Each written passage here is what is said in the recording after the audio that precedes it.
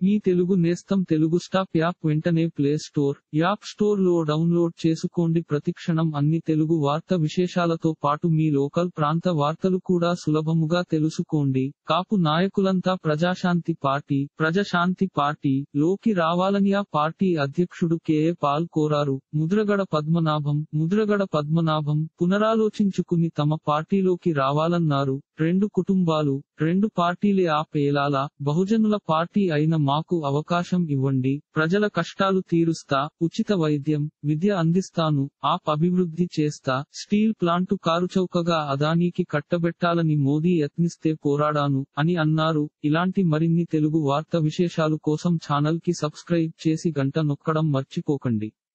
ఈ వీడియోని తోటి మిత్రులకి షేర్ చేయండి. మీ అభిప్రాయాన్ని కామెంట్ లో తెలపండి.